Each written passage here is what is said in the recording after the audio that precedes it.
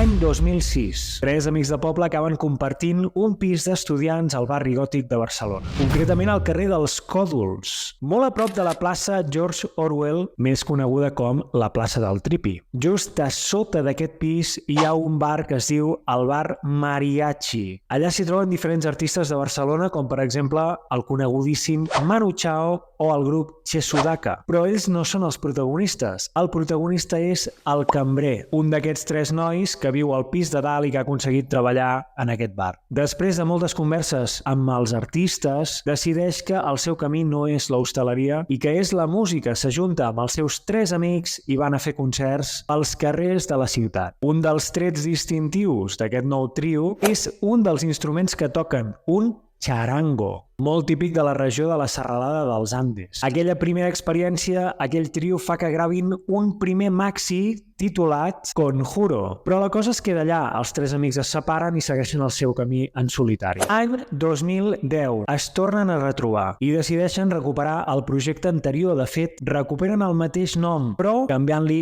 una petita dièresi. En aquell moment graven el seu primer disc. Per fer-ho s'ajunten amb un baixista i un bateria. El primer àlbum es titula Welcome to Clownia. Dins meu crida, una veu rebel crida. 2012, arriba Benvinguts al llarg viatge. Benvinguts al llarg viatge.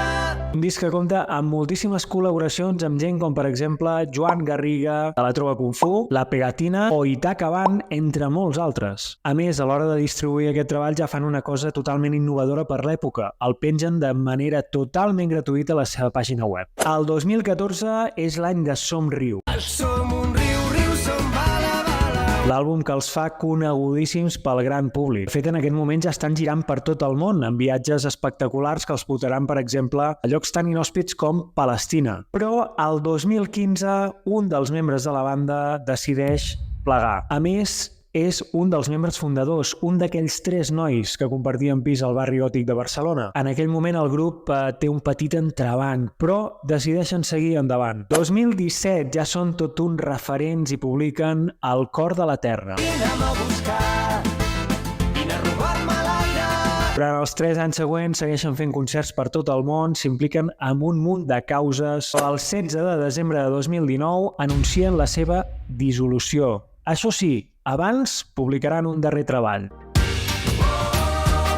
Que la vida es pari fins que surti el sol. I en aquell moment diuen adeu a 10 anys a una trajectòria impecable d'una de les bandes més importants d'aquest petit país. I ara la pregunta és molt senzilla. Quina és per tu la millor cançó de Charango? Deixa'm els comentaris, va. En fi, ara ja saps com va començar tot.